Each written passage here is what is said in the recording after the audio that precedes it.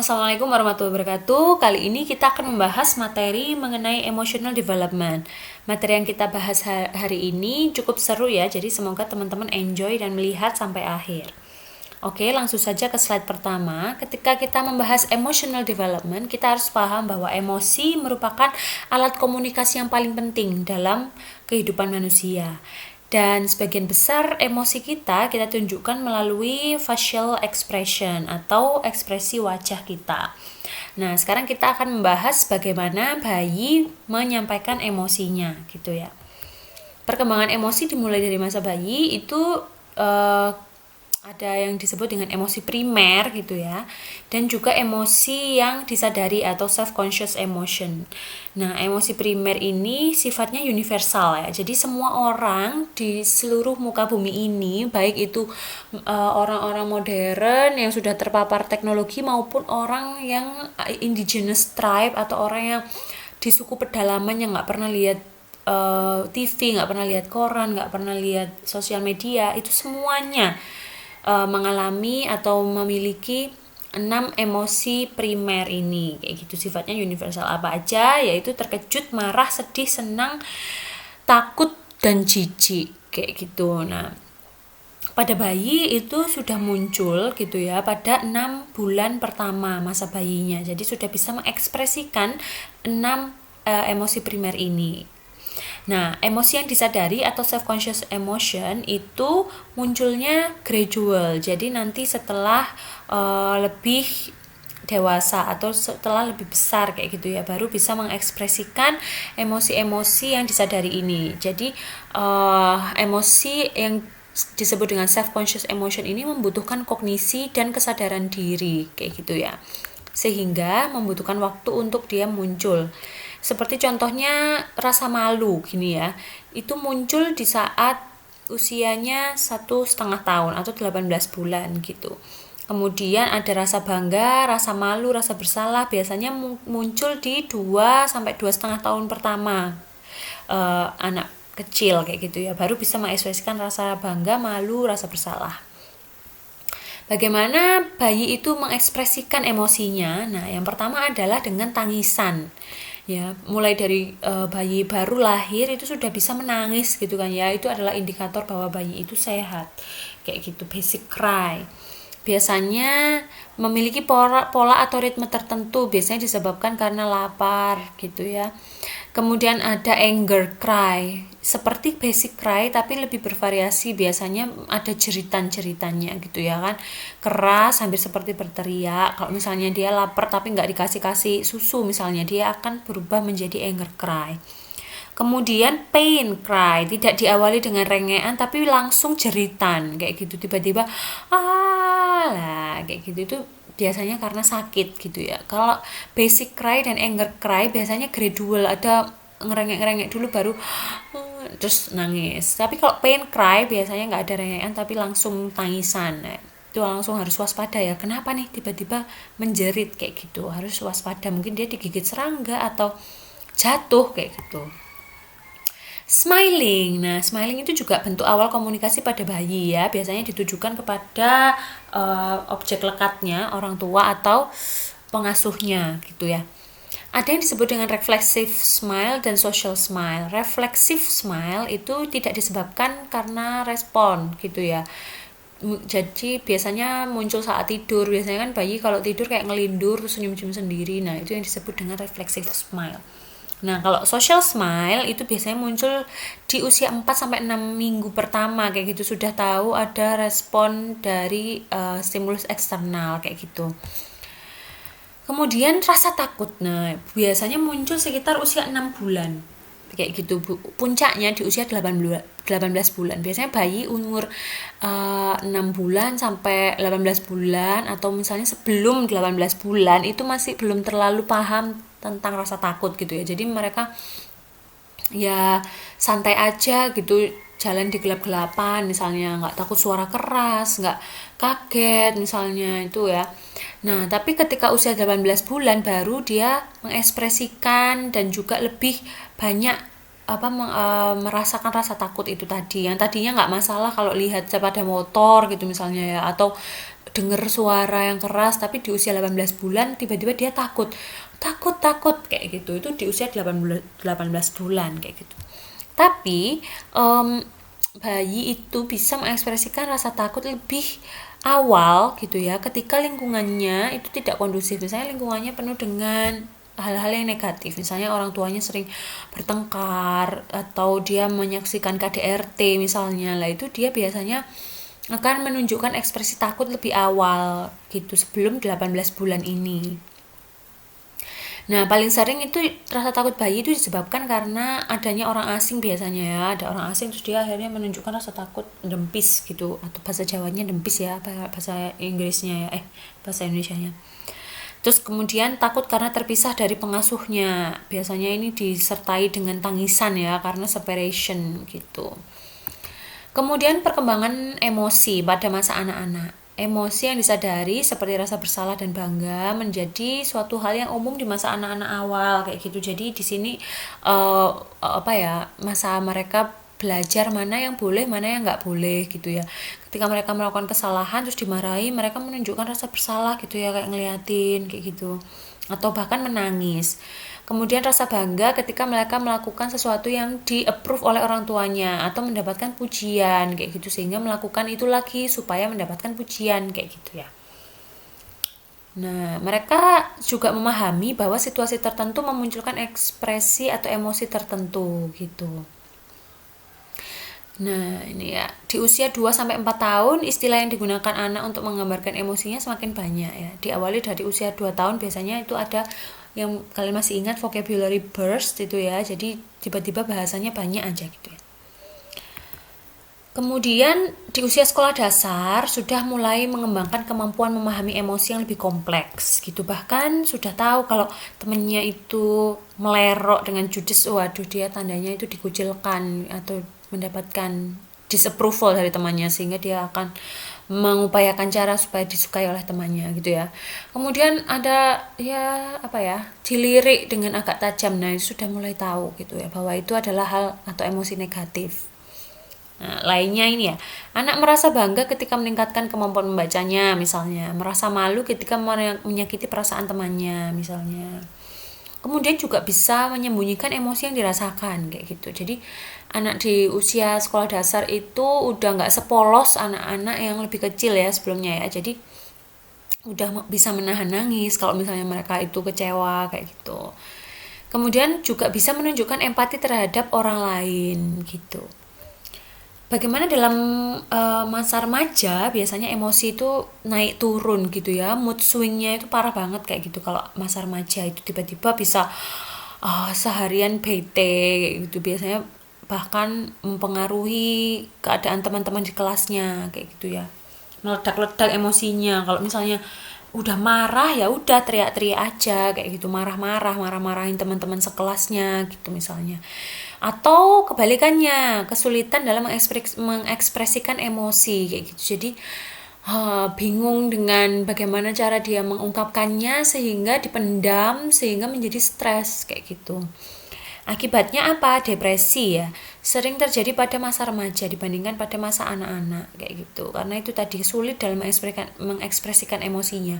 Ketika ingin sharing, dia menganggap bahwa mungkin itu akan membebani aja gitu. Mungkin itu membebani orang lain, jadi dipendam sendiri. Nah, padahal itu adalah anggapan yang salah ya. Ketika kita memiliki masalah, kita harus sharing the burden itu tadi. Karena kalau dipikul sendiri ya nggak akan kuat kayak gitu. Ibaratnya kalau kita memegang gelas ya teman-teman, gelas itu kan ringan ya, tapi kalau kita memegangnya dalam waktu 1 jam nonstop, atau bahkan dalam waktu 1 bulan nonstop ya, kita bisa gila kayak gitu kan ya, memegang gelas itu yang tadinya memang ringan, tapi kalau kita selalu memegang gelas itu selama berjam-jam nonstop tanpa jeda, ya lama-lama berat juga lah. Seperti itu juga masalah ya teman-teman. Kalau kita memikirkan masalah yang sama berlarut-larut, meskipun masalah itu awalnya ringan, itu juga akan bisa jadi berat ketika kita tidak share itu ke orang lain ya, atau tidak menemukan solusinya, memendam sendiri dan memikulnya sendiri. Nah, bagaimana dengan orang dewasa? Perkembangan emosi pada orang dewasa menciptakan gaya hidup yang memuaskan kayak gitu ya, sehingga korelasinya itu positif gitu ya. Ketika orang itu gaya hidupnya itu puas dengan kehidupannya, biasanya dia itu emosinya juga mudah untuk dikelola kayak gitu. Karena itu berkaitan dengan pengambilan keputusan dalam pekerjaan, pasangan hidup, dan kondisi lainnya ya. Individu yang dewasa dan sehat dan menua dengan sukses menunjukkan penurunan dalam respon terhadap penyesalan dan tidak melihat masa lalunya dengan kemarahan. Jadi kayak ya happy aja gitu, legowo gitu ya, let it be gitu ya. Tapi orang yang menua dengan tidak sukses, yang kurang sukses itu biasanya yang regretting the past, marah terhadap dendam-dendam terhadap masa lalu lah kayak gitu, itu malah akan mempengaruhi kesehatannya juga gitu. Orang dewasa lanjut itu ketika fokus pada tujuan yang bermakna akan lebih puas dengan hidupnya dan mengalami emosi negatif yang lebih sedikit gitu ya. Nah, bisa dilihat di sini di usia lebih tua ternyata lebih berkurang emosi negatifnya gitu ya, sedangkan positif emosinya meningkat ya gitu ya. Umumnya seperti itu. Jadi semakin lama semakin bijak, semakin sabar seseorang itu gitu ya, semakin bisa mengontrol emosi dan positif emosinya semakin tinggi gitu ya. Bagaimana dengan temperamen? Sekarang kita membahas temperamen. Pada anak itu pada anak kecil ya atau bayi, Chess dan Thomas tahun 77 itu membuat sebuah teori gitu ya, menyatakan sebuah teori yang sangat populer, membagi anak kecil atau bayi menjadi 3 tipe atau gaya perilaku gitu ya. Yang pertama adalah easy. Nah, biasanya bayi-bayi yang mudah dikudang, mudah dihibur, mudah beradaptasi, pokoknya mudah happy gitu ya. Kemudian ada juga difficult child, itu ketika itu kebalikannya easy child. Jadi jenis lagi ya, bukan, tapi tipe bayi yang sulit kayak gitu, mudah terganggu, sulit untuk dihibur, lambat beradaptasi.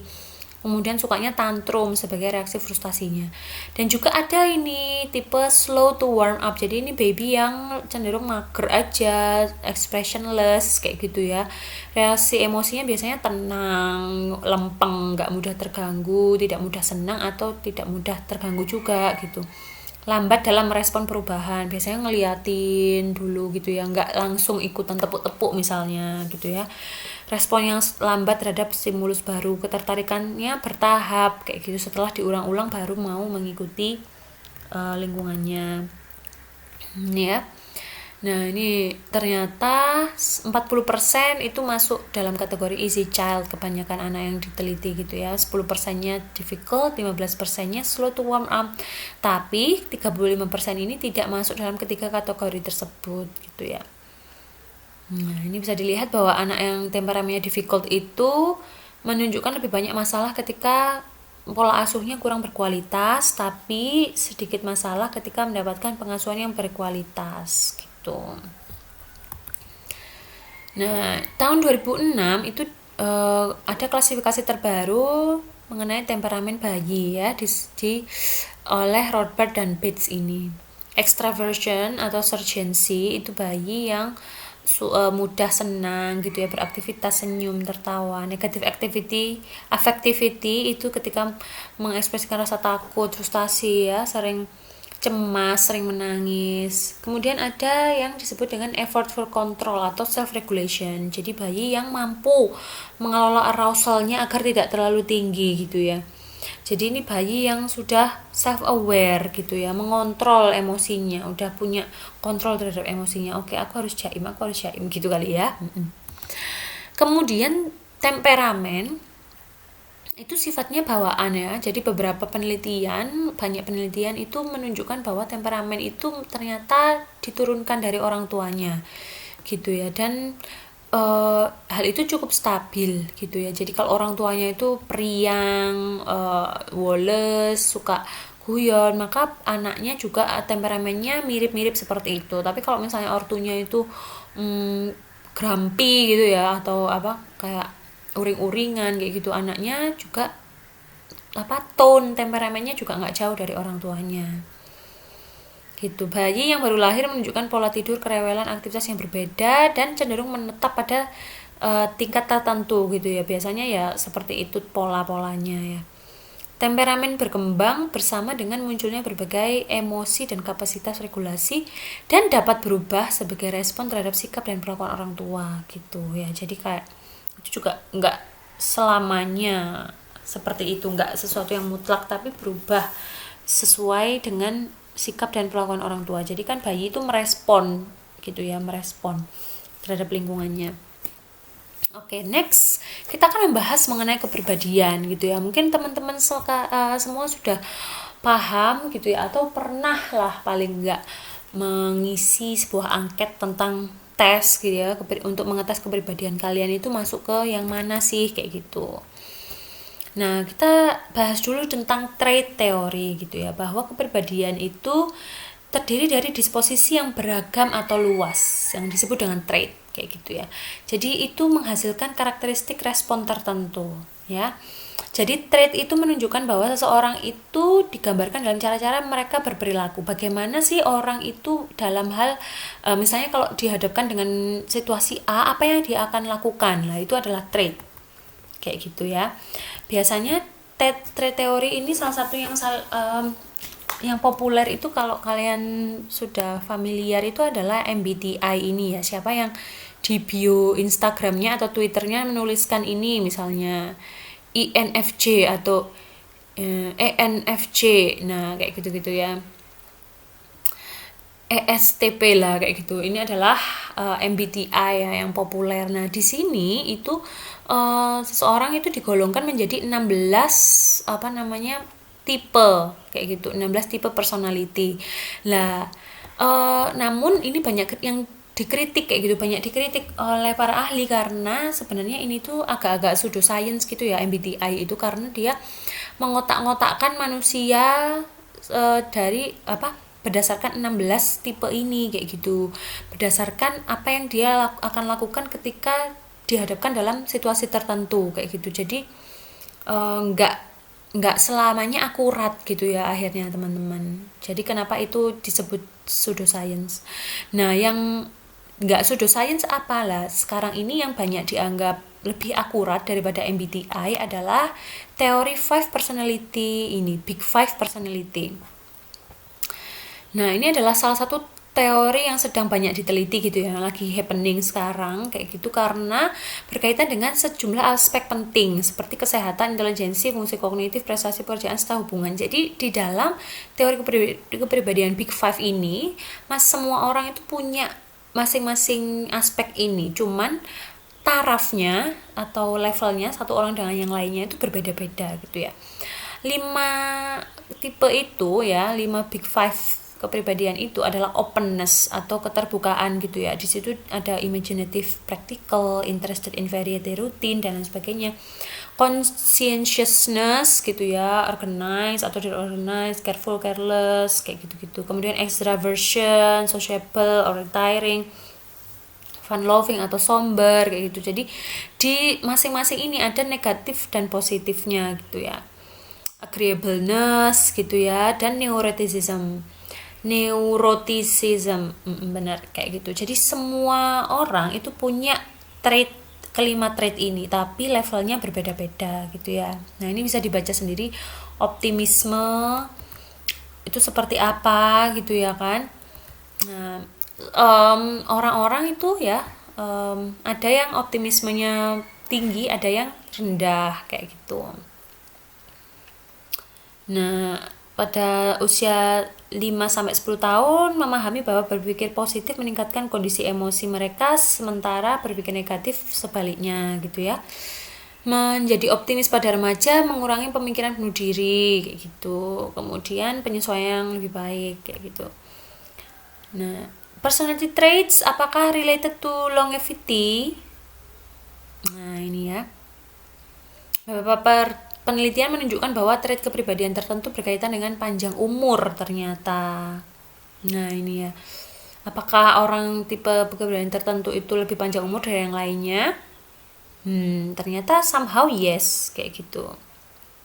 Nah misalnya ini, orang yang memiliki conscientiousness tinggi, kaitannya dia juga akan panjang umur. Ya, sedangkan seseorang yang memiliki trait neuroticism yang tinggi itu cenderung umurnya lebih pendek gitu. Nah, sebelumnya kita bahas dulu ini ya, Big Five ini ya, contohnya ya, saya tadi udah lihat kan di sini. Jadi kalau Big Five itu ini ya,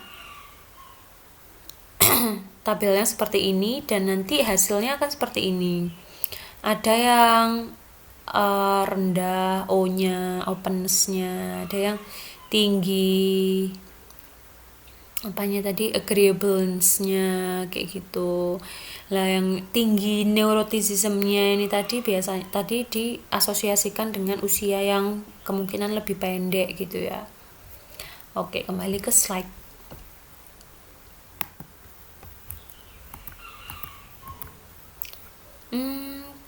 Kemudian kita akan membahas mengenai successful aging gitu ya.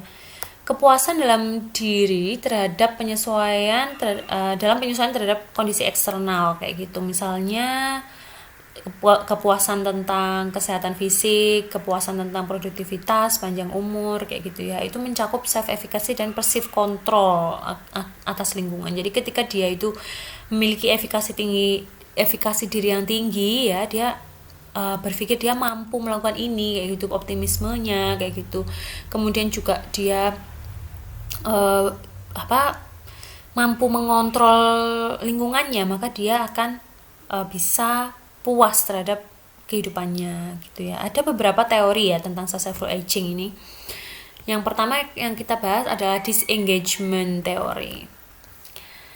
Disengagement, kalau engagement itu kan keterlibatan gitu ya, kalau disengagement berarti kebalikannya, karena semakin tua semakin kita itu akan detach gitu ya, tidak akan terlibat lagi dengan hal-hal yang tadinya kita terlibat, yang tadinya kita punya teman, punya relasi sosial, sekarang kita enggak gitu ya. Jadi disengagement teori itu adalah proses menarik diri atau melepaskan diri gitu ya, dari hal-hal yang tadinya ada gitu. Individu usia lanjut itu mengundurkan diri ya, atau withdrawal gitu ya, karena menyadari bahwa fisiknya menurun kayak gitu, kemudian temennya juga berkurang dan lain sebagainya. Jadi itu yang terjadi pada orang-orang lansia. Kemudian activity teori bertolak belakang dengan disengagement teori. Kalau yang disengagement teori tadi, lansia merasa bahwa fisiknya sudah tidak mampu lagi, jadi dia menarik diri dari yang tadinya dia aktif, sekarang udah nggak aktif gitu ya, menarik diri dari aktivitas sosialnya, dari pertemanannya gitu. Nah, kalau activity teori malah sebaliknya gitu ya. Jadi semakin tua semakin akan memelihara hubungan sosial, semakin aktif kegiatan amal, kemudian aktif kegiatan-kegiatan yang religius kayak gitu ya. Nah, itu kegiatan itu adalah esensi hidup sepanjang usia seseorang sehingga akan tetap aktif. Itu adalah prinsip seseorang yang menganut activity teori ini kayak gitu ya. Sehingga orang usia lanjut dapat menjaga self image-nya dengan baik, kemudian kepuasan yang lebih besar karena merasa bahwa saya ternyata masih punya dukungan sosial, ternyata saya masih bisa beraktivitas, masih bisa memiliki kontribusi terhadap